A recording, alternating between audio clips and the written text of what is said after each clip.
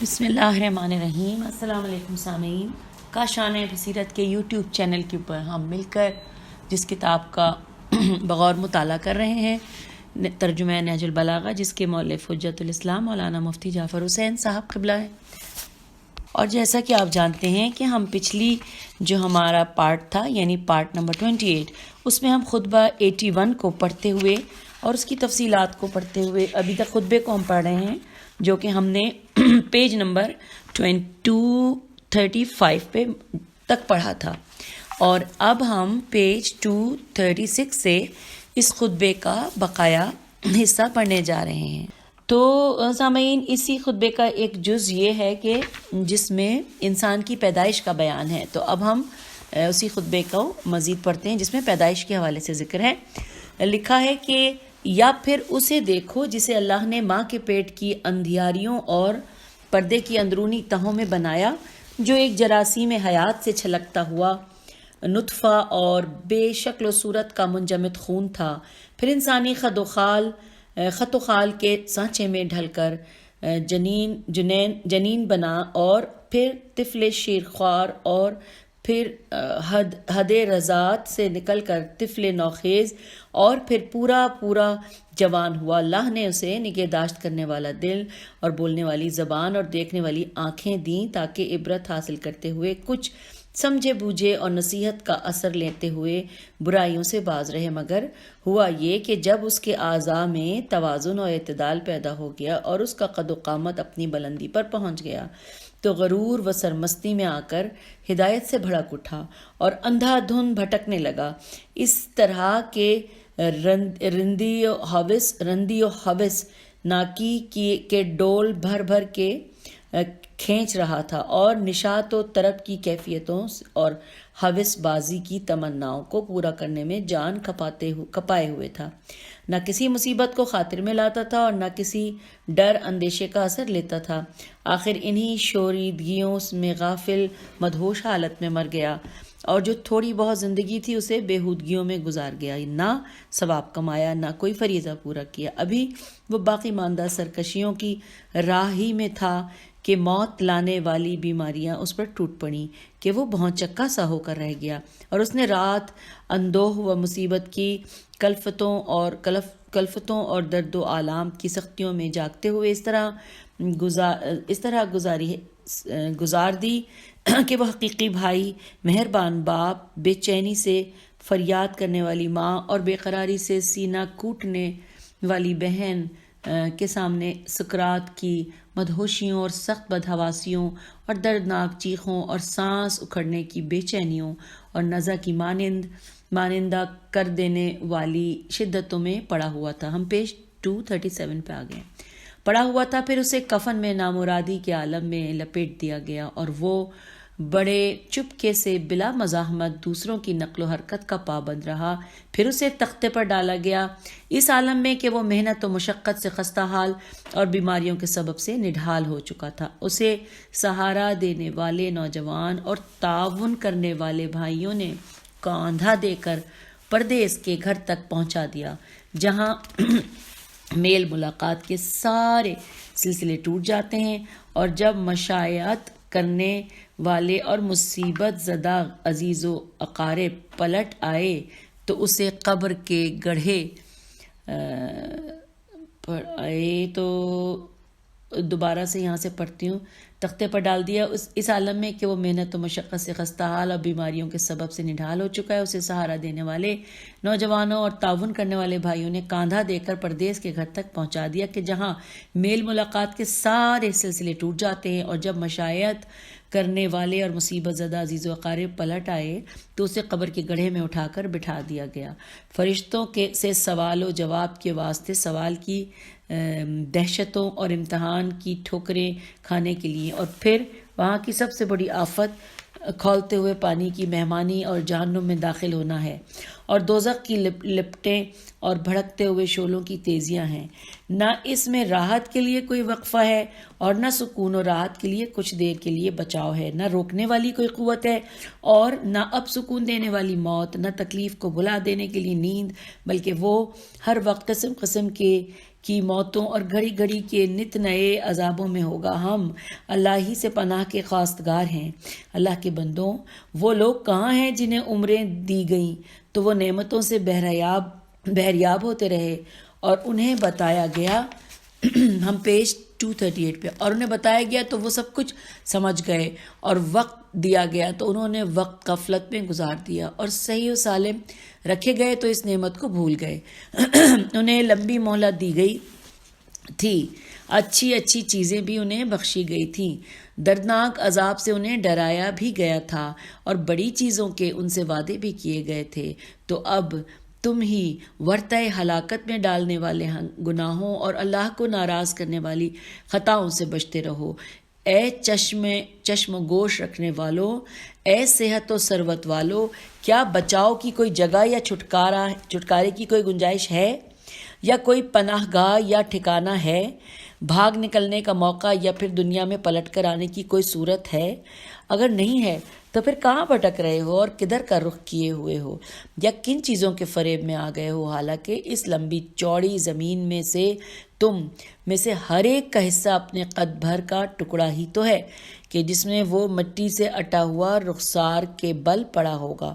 یہ ابھی غنیمت ہے خدا کے بندو، جبکہ گردن میں پھندا نہیں پڑا ہوا ہے اور روح بھی آزاد ہے۔ ہدایت حاصل کرنے کی فرصت اور جسموں کی راحت اور مجلسوں کے اجتماع اور زندگی کی بقایا مہلت اور اثر نو اختیار سے کام لینے کے مواقع اور توبہ کی گنجائش اور اطمینان کی حالت میں قبل اس کے کہ تنگی و ضیق میں پڑ جائے اور خوف و اضمحلال اس پر چھا جائے، اور قبل اس کے کہ موت آ جائے اور قادر و غالب کی گرفت اسے جکڑ لے۔ اس کے بعد لکھا ہے، سید رضی فرماتے ہیں کہ وارد ہوا ہے کہ جب حضرت علیہ السلام نے یہ خطبہ ارشاد فرمایا تو بدن لرزنے لگے، رونگٹے کھڑے ہو گئے، آنکھوں سے آنسو بہہ نکلے اور دل کانپ اٹھے۔ بعض لوگ اس خطبے کو خطبہ غرا کے نام سے یاد کرتے ہیں۔ پیج 239 پہ ہم آ گئے ہیں سامعین، اور ہم اس کے بعد اس کے حوالے سے کچھ جہاں پوائنٹ پہ لکھا تھا کہ آگے پڑھنا ہے، بس ہم وہ پڑھ رہے ہیں، وہ ایک ہی صفحے پر مشتمل ہے۔ آئیے، لکھا ہے کہ خداوند عالم نے ہر جاندار کو قدرتی لباس سے آراستہ کیا ہے جو سردی اور گرمی میں اس کے لیے بچاؤ کا ذریعہ ہوتا ہے۔ چنانچہ کسی کو پروں میں ڈھانپ رکھا ہے اور کسی کو اونی لبادے اڑا دیے ہیں، مگر انسانی شعور کی بلندی اور اس کی شرم و حیا کا جوہر دوسری مخلوقات سے امتیاز چاہتا ہے، لہٰذا اس کے امتیاز کو برقرار رکھنے کے لیے اسے تن پوشی کے طریقے بتائے گئے ہیں۔ اسی فطری تقاضے کا نتیجہ تھا کہ جب حضرت آدم علیہ السلام کے بدن سے لباس اتروا لیا گیا تو انہوں نے جنت کے پتوں سے اپنی ستر پوشی کر لی، جیسا کہ قدرت کا اشارہ ہے۔ اب میں یہ ترجمہ پڑھ رہی ہوں کہ جب دونوں علیہ السلام نے اس درخت کے پھل کو چکھا تو ان کے لباس اتر گئے اور بہشت کے پتوں کو جوڑ کر اپنے اوپر ڈھانپنے لگے۔ یہاں پہ ترجمہ ختم۔ آگے لکھا ہے کہ یہ اس عطاب کا نتیجہ تھا جو ترک اولا کی وجہ سے ہوا تھا۔ تو جب لباس کا اتروانا عطاب کا اظہار ہے تو اس کا پہنانا لطف و احسان ہوگا، اور یہ چونکہ انسان کے لیے مخصوص ہے اس لیے خصوصیت سے اس کا تذکرہ کیا گیا ہے۔ اچھا، اب اگلا پوائنٹ جو اس میں ایکسپلین کیا گیا ہے جو تفصیلات میں، وہ یہ ہے کہ مقصد یہ ہے کہ خداوند عالم تمام مرنے والوں کو محشور کرے گا، خواہ وہ درندوں کا لقمہ اور گوشت خور پرندوں کی غذا بن کر ان کے جزو بدن ہو چکے ہوں۔ اس سے ان حکماء کی رد مقصود ہے کہ جو آدا معدوم محال ہے کی بنا پر معاد جسمانی کے قائل نہیں ہیں۔ ان کی اس دلیل کا خلاصہ یہ ہے کہ جو چیز فنا ہو کر معدوم ہو جائے وہ بعین ہی دوبارہ پلٹ نہیں سکتی، لہذا کائنات کے مٹ جانے کے بعد کسی چیز کا دوبارہ پلٹ کر آنا ناممکن ہے۔ لیکن یہ عقیدہ درست نہیں، کیونکہ اجزاء کا منتشر و پاشاں ہو جانا ان کا نابود ہو جانا نہیں ہے، ان کے دوبارہ ترکیب پا کر یکجا ہونے کو آدھا معدوم سے تعبیر کیا جائے، بلکہ متفرق و پراگندہ اجزاء کسی نہ کسی شکل و صورت میں موجود رہتے ہیں۔ البتہ اس سلسلے میں یہ اعتراض کچھ وزن رکھتا ہے کہ جب ہر شخص کو بعین ہی اپنے اجزاء کے ساتھ محشور ہونا ہے تو در صورت ہے کہ ایک انسان دوسرے انسان کو نگل چکا ہوگا اور ایک کے اجزائے بدن دوسرے کے اجزائے بدن بن چکے ہوں گے، تو ان دونوں کو انہی کے اجزائے بدن کے ساتھ کیوں کر پلٹانا ممکن ہوگا؟ جب اس سے کھا جانے والے انسان کے اجزاء میں کمی کا رونما ہونا ضروری ہے۔ اس کا جواب متکلمین نے دیا ہے، انہوں نے یہ دیا ہے کہ ہر بدن میں کچھ اجزاء اصلی ہوتے ہیں اور کچھ اجزاء غیر اصلی۔ اصلی اجزاء ابتدائے عمر سے آخر عمر تک قائم و برقرار رہتے ہیں اور ان میں کوئی تغیر و تبدل نہیں ہوتا، اور حشر و نشر کا تعلق انہی اصلی اجزاء سے ہے کہ جن کے پلٹا لینے سے کھا جانے والے انسان کے اجزاء میں کمی پیدا نہ ہوگی۔ تو سامعین، پیج 239 پر ہم نے یہ خطبہ نمبر 81 جس کو خطبہ غرا کے نام سے جو جانا جاتا ہے، جو کہ بہت طویل تھا، ہم نے مکمل کر لیا، اور اب ہم پیج 240 کے اوپر خطبہ نمبر 82 کو پڑھنے جا رہے ہیں۔ لکھا ہے عمرو ابن عاص کے بارے میں۔ تو آئیے پڑھتے ہیں، بسم اللہ الرحمن الرحیم۔ نابغہ، نون الف بے غین ہے، نابغہ کے بیٹے پر حیرت ہے کہ وہ میرے بارے میں اہل شام سے یہ کہتا پھرتا ہے کہ مجھ میں مسخرہ پن پایا جاتا ہے اور میں کھیل و تفریح میں پڑا رہتا ہوں۔ اس نے غلط کہا اور کہہ کر گناہگار ہوا۔ یاد رکھو کہ بدترین قول وہ ہے جو جھوٹ ہو اور وہ خود بات کرتا ہے، تو جھوٹی اور وعدہ کرتا ہے تو اس کے خلاف کرتا ہے، مانگتا ہے تو لپٹ جاتا ہے اور خود اس سے مانگا جائے تو اس میں بخل کر جاتا ہے۔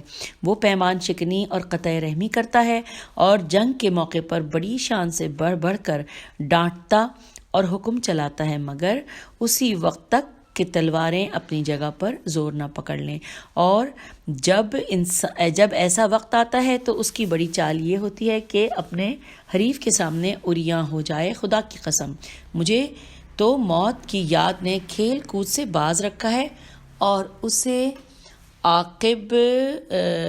عاقبت فراموشی سے سچ بولنے سے روک دیا ہے۔ اس نے معاویہ کی بیعت یوں ہی نہیں کی، بلکہ پہلے اس سے یہ شرط منوا لی کہ اسے اس کے بدلے میں صلہ دینا ہوگا اور دین کے چھوڑنے پر ایک ہدیہ پیش کرنا ہوگا۔ سامعین، یہ خطبہ تو یہاں مکمل ہو گیا، اور جہاں پہ لکھا تھا نا کہ تو اس کی بڑی چال یہ ہوتی ہے کہ اپنے حریف کے سامنے عریاں ہو جائے، تو جہاں یہ بات لکھی ہے کہ اپنے حریف، تو اس کے بارے میں ہمیں یہ آگے اشارہ دیا ہے کہ ہم اس میں جو حاشیے میں اس کے بارے میں بیان کیا گیا ہے وہ ہم پڑھیں۔ تو آئیے مل کے پڑھتے ہیں۔ لکھا ہے فاتح مصر، یہ ورڈ فاتح مصر جو ہے وہ انورٹڈ کاما میں ہے۔ لکھا ہے کہ فاتح مصر عمرو ابن عاص عین الف صاد نے اپنی عریانی کو سپر بنا کر جو جواں مردی دکھائی تھی اس کی طرف اشارہ فرمایا ہے کہ اس کا واقعہ یہ ہے کہ جب میدان صفین میں امیر المومنین علیہ السلام سے اور اس سے مٹ بھیڑ ہوئی تو اس نے تلوار کی زد سے بچنے کے لیے اپنے کو برہنہ کر دیا۔ امیر المومنین نے اس کی اس ذلیل حرکت کو دیکھا تو منہ پھیر لیا اور اس کی جان بخش دی۔ عرب کے شاعر فرزوق نے اس کے متعلق کہا ہے، ترجمہ، کہ کسی ذلیل حرکت کے ذریعے گزند کو دور کرنے میں کوئی خوبی نہیں جس طرح عمروں نے ایک دن برہنہ ہو کر اپنے سے گزند کو دور کیا۔ یہ ترجمہ ختم ہو گیا اور ہم پیج 241 پر ہیں۔ آگے لکھا ہے عمروں کو اس قسم کی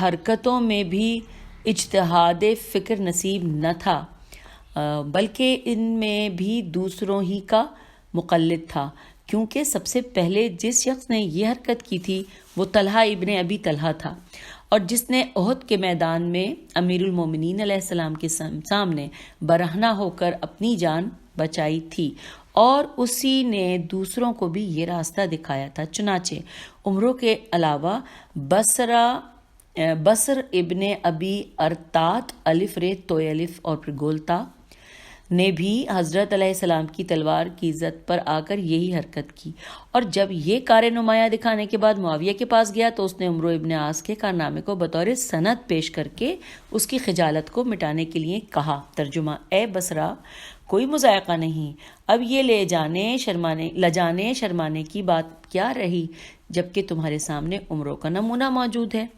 تو یہ یہاں پر سامعین یہ میں نے پڑھ دیا، اور اب ہم خطبہ نمبر 83 پر آ گئے ہیں۔ آئیے پہلے اس کے بارے میں جانتے ہیں، جاننا اس میں کچھ بھی نہیں لکھا کیونکہ خطبے ہی کے الفاظ کا آغاز ہے. آئیے پڑھتے ہیں. بسم اللہ الرحمن الرحیم. خطبہ 83. میں گواہی دیتا ہوں کہ اس اللہ کے علاوہ کوئی معبود نہیں جو یکتا و لا شریک ہے. وہ اول ہے اس طرح کہ اس کے پہلے کوئی چیز نہیں. وہ آخر ہے یوں کہ اس کی کوئی انتہا نہیں. اس کی کسی صفت سے وہم و گمان باخبر نہیں ہو سکتے، نہ اس کی کسی کیفیت پر دلوں کا عقیدہ جم سکتا ہے، نہ اس کے اجزاء ہیں کہ اس کا تجزیہ کیا جا سکے، اور نہ قلب و چشم اس کا احاطہ کر سکتے ہیں. اچھا، اب اس کے بعد سامعین لکھا ہے کہ اس خطبے کا ایک حصہ یہ ہے. آئیے وہ حصہ بھی پڑھتے ہیں.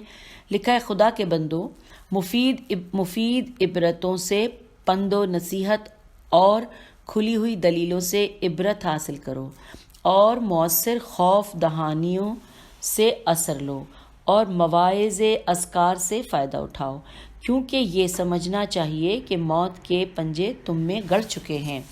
اب ہم جا رہے ہیں پیج 242 کی طرف. موت کے پنجے تم میں گڑ چکے ہیں، اور تمہاری امید اور آرزو کے تمام بندھن ایک دم ٹوٹ چکے ہیں. سختیاں تم پر ٹوٹ پڑی ہیں، اور موت کے چشمے پر جہاں اترا جاتا ہے تمہیں کھینچ کر لے جایا جا رہا ہے، اور ہر نفس کے ساتھ ایک ہنکانے والا ہوتا ہے اور ایک شہادت دینے والا. ہنکانے والا اسے میدان حشر تک ہنکا کر لے جائے گا، اور گواہ اس کے عملوں کی شہادت دے گا. اسی آگے سامعین لکھا ہے اسی خطبے کا یہ جز جنت کے متعلق ہے. آئیے مل کے پڑھتے ہیں. اس خطبے کا یہ آخری جز ہے جو ہم پڑھ رہے ہیں. لکھا ہے: اس میں ایک دوسرے سے بڑھے چڑھے ہوئے درجے ہیں اور مختلف معیار کی منزلیں ہیں. نہ اس کی نعمتوں کا سلسلہ ٹوٹے گا، نہ اس میں ٹھہرنے والوں کو وہاں سے کوچ کرنا ہے، اور نہ اس میں ہمیشہ کے رہنے والوں کو بوڑھا ہونا ہے، اور نہ اس میں بسنے والوں کو فقر و ناداری سے سابقہ پڑنا ہے. یہ خطبہ نمبر 83 یہاں پر اختتام پذیر ہوا، اور ہم پیج 242 پر ہی ہیں، اور یہیں پر خطبہ نمبر 84 کا آغاز ہو رہا ہے. آئیے پڑھتے ہیں. بسم اللہ الرحمن الرحیم. وہ دل کی نیتوں اور اندر کے بھیدوں کو جانتا پہچانتا ہے، اور وہ ہر چیز کو گھیرے ہوئے ہے اور ہر شے پر چھایا ہوا ہے، اور ہر چیز پر اس کا زور چلتا ہے. تم میں سے جسے کچھ کرنا ہو اسے موت کے حائل ہونے سے پہلے مہلت کے دنوں میں اور مصروفیت سے قبل فرصت کے لمحوں میں اور گلا گھٹنے سے پہلے سانس چلنے کے زمانے میں کر لینا چاہیے. وہ اپنے لیے اور اپنی منزل میں پر پہنچنے کے لیے سامان تہیا کر لے، اور اس گزرگاہ سے منزل اقامت کے لیے زاد فراہم کرتا جائے. اے لوگو، اللہ نے اپنی کتاب میں جن چیزوں کی حفاظت تم سے چاہی ہے اور جو حقوق تمہارے ذمہ کیے ہیں ان کے بارے میں اللہ سے ڈرتے رہو، اس لیے کہ اللہ سبحانہ نے تمہیں بیکار پیدا نہیں کیا ہے، اور نہ اس نے تمہیں قید و بند جہالت و گمراہی میں کھلا چھوڑ دیا ہے. اس نے تمہارے کرنے اور نہ کرنے کے اچھے برے کام تجویز کر دیے اور پیغمبر کے ذریعے سکھا دیے ہیں. اس نے تمہاری عمریں لکھ دی ہیں اور تمہاری طرف ایسی کتاب بھیجی ہے جس میں ہر چیز کا کھلا کھلا بیان ہے، اور اپنے نبی صلی اللہ علیہ وآلہ وسلم کو زندگی دے کر مدتوں تم میں رکھا، یہاں تک کہ اس نے اپنی اتاری ہوئی کتاب میں اپنے نبی صلی اللہ علیہ وآلہ وسلم کے لیے اور تمہارے لیے اس دین کو جو اسے پسند ہے کامل کر دیا ہے، اور ان کی زبان سے اپنے پسندیدہ اور ناپسندیدہ افعال کی تفصیل اور اپنے اوامر و نواہی تم تک پہنچائے.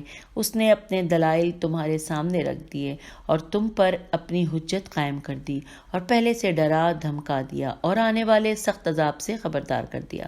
تو اب تم اپنی زندگی کے بقیہ دنوں میں پہلی کوتاہیوں کی تلافی کرو اور اپنے نفسوں کو ان دنوں کی تکلیفوں کا متحمل بناؤ، اس لیے کہ یہ دن تو ان دنوں کے مقابلے میں بہت کم ہیں جو تمہاری غفلتوں میں بیت گئے اور وعظ و پند سے اب بے رخی میں کٹ گئے. اپنے نفسوں کے لیے جائز چیزوں میں بھی ڈھیل نہ دو، ورنہ یہ ڈھیل تمہیں ظالموں کی راہ پر ڈال دے گی، اور مکروہات میں بھی سہل انگاری سے کام نہ لو، ورنہ یہ نرم روی اور بے پرواہی تمہیں معصیت کی طرف دھکیل کر لے جائے گی. ہم پیج 244 پہ آ گئے ہیں.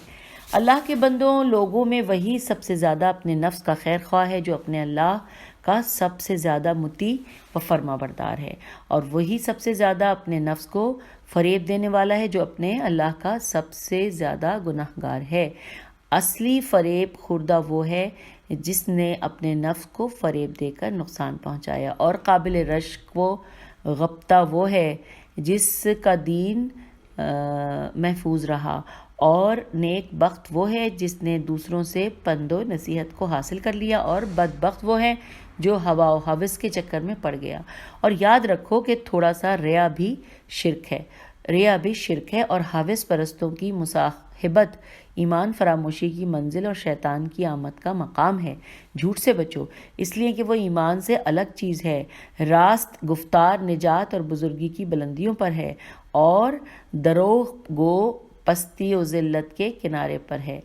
باہم حسد نہ کرو، اس لیے کہ حسد ایمان کو اس طرح کھا جاتا ہے جس طرح آگ لکڑی کو، اور کینہ و بغض نہ رکھو، اس لیے کہ یہ نیکیوں کو چھیل ڈالتا ہے۔ اور سمجھ لو کہ آرزوؤں میں عقلوں پر سہو کا اور یاد الہی پر نسیان کا پردہ ڈال دیتی ہیں۔ امیدوں کو جھٹلاؤ، اس لیے کہ یہ دھوکہ ہیں، اور امیدیں باندھنے والا فریب خوردہ ہے۔ تو سامعین، یہاں پہ خطبہ نمبر 84 مکمل ہوا، اور اب ہم آگے کی طرف چلیں گے۔ خطبہ نمبر 85 کو پڑھتے ہیں۔ بسم اللہ الرحمن الرحیم۔ اللہ کے بندوں، اللہ کو اپنے بندوں میں سب سے زیادہ وہ بندہ محبوب ہے جسے اس نے نفس کی خلاف ورزی کی قوت دی ہے، جس کا اندرونی لباس حزن اور بیرونی جامہ خوف ہے، یعنی اندوہ و ملال اسے چمٹا رہتا ہے اور خوف اس پر چھایا رہتا ہے۔ اس کے دل میں ہدایت کا چراغ روشن ہے، اور آنے والے دن کی مہمانی کا اس نے تہیا کر رکھا ہے۔ موت کو جو کہ دور ہے اسے وہ قریب سمجھتا ہے، اور سختیوں کو اپنے لیے آسان سمجھ لیا ہے۔ دیکھتا ہے تو بصیرت و معرفت حاصل کرتا ہے، اللہ کو یاد کرتا ہے تو عمل کرنے پر تل جاتا ہے۔ وہ اس سر چشمہ ہدایت کا شیریں و خوشگوار پانی پی کر سیراب ہوا ہے، جس کے گھاٹ تک اللہ کی رہنمائی سے وہ بآسانی پہنچ گیا ہے۔ اس نے پہلی ہی دفعہ چھک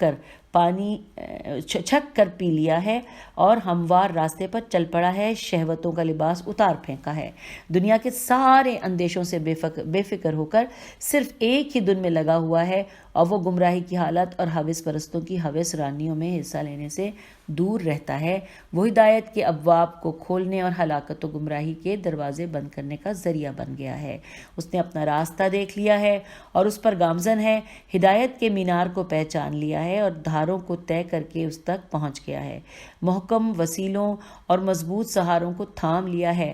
وہ یقین کی وجہ سے ایسے اجالے میں ہے جو سورج کی چمک دمک کے مانند ہے۔ وہ صرف اللہ کی خاطر سب سے اونچے مقصد کو پورا کرنے کے لیے اٹھ کھڑا ہوا ہے کہ ہر مشکل کو جو اس کے سامنے مناسب طور سے حل کر دے، ہر فیر عین کو اس کے اصل و ماخذ کی طرف راجع کرے۔ وہ تاریکیوں میں روشنی پھیلانے والا، مشتبہ باتوں کو حل کرنے والا، الجھے ہوئے مسئلوں کو سلجھانے والا، گنجلکوں کو دور کرنے والا، اور تق و دق صحراؤں میں راہ دکھانے والا ہے۔ پیج 246 پہ ہم آ گئے ہیں۔ وہ بولتا ہے تو پوری طرح سمجھا دیتا ہے، اور کبھی چپ ہو جاتا ہے اس وقت جب چپ رہنا ہی سلامتی کا ذریعہ ہے۔ اس نے ہر کام اللہ کے لیے کیا ہے تو اللہ نے بھی اسے اپنا بنا لیا ہے۔ وہ دین خدا کا معدن اور اس کی زمین میں گڑی ہوئی میخ کی طرح ہے۔ اس نے اپنے لیے عدل کو لازم کر لیا ہے، چنانچہ اس کے عدل کا پہلا قدم خواہشوں کو اپنے نفس سے دور رکھنا ہے، حق کو بیان کرنا ہے تو اس پر عمل بھی کرتا ہے۔ کوئی نیکی کی حد ایسی نہیں ہے جس کا اس نے ارادہ کیا ہو، اور کوئی جگہ ایسی نہیں ہے کہ جہاں نیکی کا امکان ہو اور اس نے قصد نہ کیا ہو۔ اس نے اپنی باغ دوڑ قرآن کے ہاتھوں میں دے دی ہے، وہی اس کا رہبر اور وہی اس کا پیشوا ہے۔ جہاں اس کا بار گراں اترتا ہے وہیں اس کا سامان اترتا ہے، اور جہاں اس کی منزل ہوتی ہے وہیں یہ بھی اپنا پڑاؤ ڈال دیتا ہے۔ اس کے علاوہ ایک دوسرا شخص ہوتا ہے جس نے زبردستی اپنا نام عالم رکھ لیا ہے، حالانکہ وہ عالم نہیں ہے۔ اس نے جاہلوں اور گمراہوں سے جہالتوں اور گمراہیوں کو بٹور لیا ہے، اور لوگوں کے لیے مکر و فریب کے پھندے اور غلط سلط باتوں کے جال بچھا رکھے ہیں۔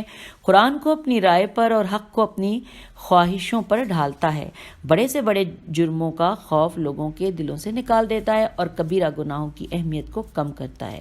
کہتا تو یہ ہے کہ میں شبہات میں توقف کرتا ہوں، حالانکہ انہی میں پڑا ہوا ہے۔ پیج 247 پہ ہم آ گئے۔ انہی میں پڑا ہوا ہے، اس کا قول یہ ہے کہ میں بدعتوں سے الگ تھلگ رہتا ہوں، حالانکہ انہی میں اس کا اٹھنا بیٹھنا ہے۔ صورت تو اس کی انسانوں کی سی ہے اور دل حیوانوں کا سا، نہ اسے ہدایت کا دروازہ معلوم ہوتا ہے کہ وہاں تک آ سکے اور نہ گمراہی کا دروازہ پہچانتا ہے کہ اس سے اپنا رخ موڑ سکے۔ یہ تو زندوں میں چلتی پھرتی ہوئی لاش ہے۔ اب تم کہاں جا رہے ہو اور تمہیں کدھر موڑا جا رہا ہے؟ حالانکہ ہدایت کے جھنڈے بلند، نشانات ظاہر و روشن اور حق کے مینار نصب ہیں، اور تمہیں کہاں بہکایا جا رہا ہے اور کیوں ادھر ادھر بھٹک رہے ہو، جبکہ تمہارے نبی صلی اللہ علیہ وآلہ وسلم کی اطرت تمہارے اندر موجود ہے، جو حق کی باغیں، دین کے پرچم اور سچائی کی زبانیں ہیں۔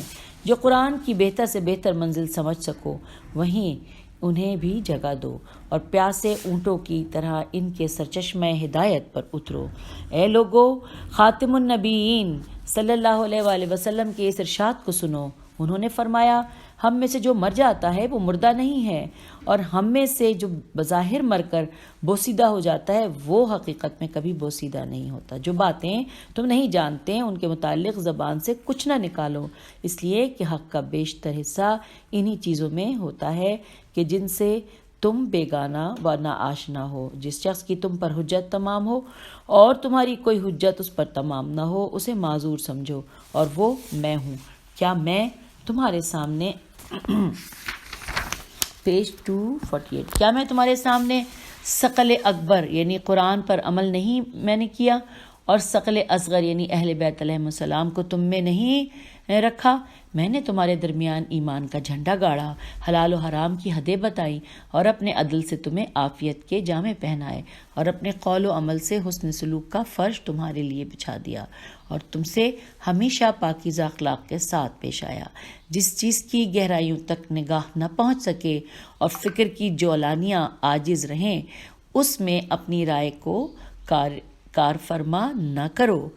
اسی خطبے کا ایک جز بنی امیہ کے متعلق ہے۔ یہاں لکھتا آئیے پڑھتے ہیں، لکھا ہے کہ، اور بس یہ آخری پیراگراف ہے اس خطبے کا، لکھا ہے کہ یہاں تک کہ گمان کرنے والے یہ گمان کرنے لگیں کہ بس اب دنیا بنی امیہ ہی کے دامن سے بندھی رہے گی اور انہیں ہی اپنے سارے فائدے بخشتی رہے گی، اور انہیں ہی اپنے صاف چشمے پر سیراب ہونے کے لیے اتارتی رہے گی، اور اس امت کی گردن پر ان کی تلوار اور پشت پر ان کا تازیانہ ہمیشہ رہے گا۔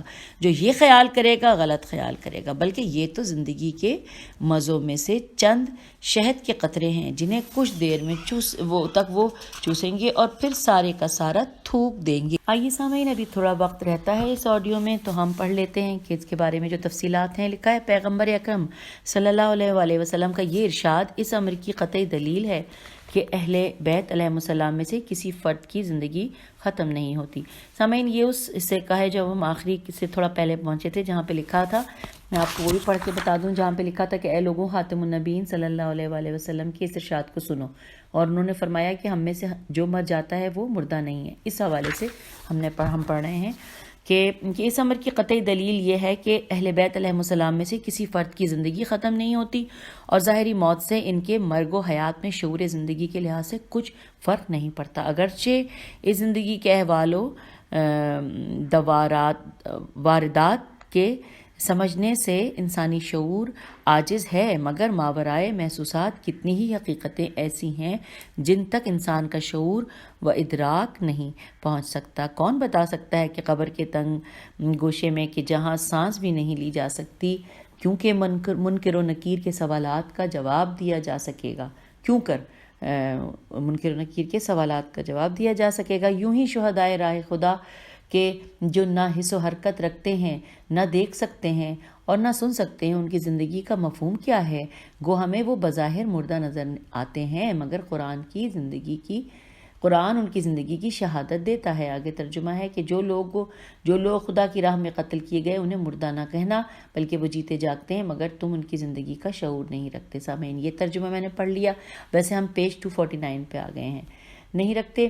اس کے آگے لکھا ہے کہ دوسرے مقام پر ان کی زندگی کے متعلق ارشاد ہوتا ہے۔ ترجمہ، جو اللہ کی راہ میں مارے گئے انہیں مردہ گمان نہ کرنا، بلکہ وہ زندہ ہیں اور اپنے پروردگار کے ہاں سے روزی پاتے ہیں۔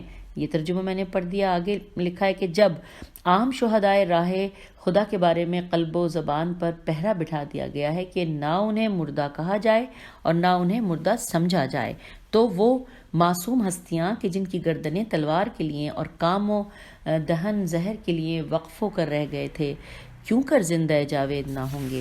پھر ان جسموں سے متعلق فرمایا ہے کہ ابتدائے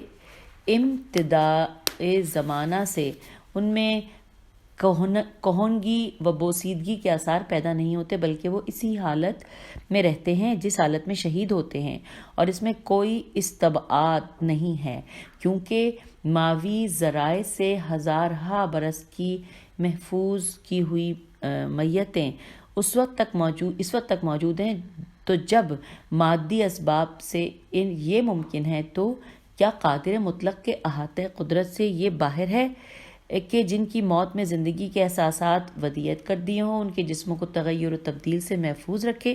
چنانچہ شہدائے بدر کے متعلق پیغمبر صلی اللہ علیہ وآلہ وسلم نے فرمایا، ترجمہ، انہیں زخموں اور خون کی روانیوں کے ساتھ لپیٹ دو، کیونکہ جب یہ قیامت میں محشور ہوں گے تو ان کے رگہائے گلو سے خون ابلتا ہوگا۔ ترجمہ ختم ہو گیا۔ اب اگلا پوائنٹ ہم پڑھنے جا رہے ہیں۔ ثقل اکبر سے مراد قرآن اور ثقل اصغر سے اہل بیت علیہم السلام مراد ہے۔ یہ سامعین ہم نے پڑھا تھا نا، جو کہ ابھی خطبے میں اس کی تشریح ہے۔ مراد ہیں جیسا کہ پیغمبر صلی اللہ علیہ وآلہ وسلم نے اپنے ارشاد میں لفظ ثقلین سے قرآن اور اہل بیت کی طرف اشارہ فرمایا ہے۔ اس لفظ سے تعبیر کرنے کی چند وجوہ ہیں۔ پہلی وجہ یہ ہے کہ چونکہ تعلیمات قرآن و سیرت اہل بیت علیہم السلام پر عمل پیرا ہونا عموماً طبع پر ثقیل و گراں گزرتا ہے، اس لیے انہیں ثقلین سے تعبیر فرمایا ہے۔ دوسری وجہ یہ ہے کہ ثقل کے معنی سامان مسافر کے ہوتے ہیں، جس کے محل احتیاج ہونے کی وجہ سے اس کی ہر وقت حفاظت کی جاتی ہے، اور چونکہ قدرت نے انہیں قیامت تک باقی و برقرار رکھ کر ان کی حفاظت کا سر و سامان کیا ہے، اس لیے انہیں ثقلین کہا گیا ہے۔ یا یہ کہ پیغمبر نے راہ پیمائے جادہ آخرت ہونے کے وقت انہیں اپنا متاع بے بہا قرار دے کر امت سے ان کی حفاظت چاہی ہے۔ تیسری وجہ یہ ہے کہ ان کی نفاست و گراں قدری کے پیش نظر انہیں ثقلین سے یاد کیا گیا ہے، کیونکہ ثقل کے معنی نفیس اور پاکیزہ شے کے ہوتے ہیں۔ چنانچہ ابن حجر مکی نے تحریر کیا، ترجمہ، پیغمبر صلی اللہ علیہ وآلہ وسلم نے قرآن اور اپنی اطرت کا نام ثقلین رکھا ہے، کیونکہ ثقل ہر نفیس اور عمدہ محفوظ چیز کو کہتے ہیں، اور یہ دونوں ایسے ہی تھے۔ ان میں سے ہر ایک علم لدنی کا گنجینہ اور بلند پایا اسرار و حکمت اور احکام شریعہ کا مخزن ہے۔ اسی لیے پیغمبر صلی اللہ علیہ وآلہ وسلم ان کی اقتداء اور ان کے دامن سے وابستگی اور ان سے تحصیل علوم کے لیے امت کو آمادہ کیا، پیغمبر نے آمادہ کیا، اور ان میں سے تمسک کیے جانے کی زیادہ حقدار امام و عالم آل محمد صلی اللہ علیہ وآلہ وسلم علی ابن ابی طالب کرم اللہ وجہ ہیں۔ آپ علیہ السلام کی اس علمی فراوانی اور استنباط میں وقت پسندی کی بنا پر کہ جس کا ہم پہلے تذکرہ کر چکے ہیں، اور یہ لیا ہے سوائق محرقہ صفحہ نمبر 90۔ بس لاسٹ 3 لائنز ہیں، یہ بھی بس پڑھتے ہیں اسی آڈیو میں کہ پیغمبر اکرم صلی اللہ علیہ وآلہ وسلم نے چونکہ مقام تعبیر میں کتاب کی نسبت اللہ کی جانب دی ہے اور اطرت کی نسبت اپنی طرف، اس لیے حفظ مراتب کا لحاظ کرتے ہوئے اسے اکبر اور اسے اصغر سے تعبیر فرمایا ہے، ورنہ مقام تمسک میں اہمیت کے لحاظ سے دونوں یکساں اور تعمیر اخلاق میں افادیت کے لحاظ سے ناطق کا درجہ سامت پر مقدم ہونے میں گنجائش انکار نہیں۔ سامعین، 250 صفحے کے اوپر ہم نے خطبہ 85 تک خطبے کو پڑھ بھی لیا اور خطبے کے بارے میں تفصیلات بھی جان لی۔ اب ملتے ہیں اگلی آڈیو میں۔ خدا حافظ، فی امان اللہ۔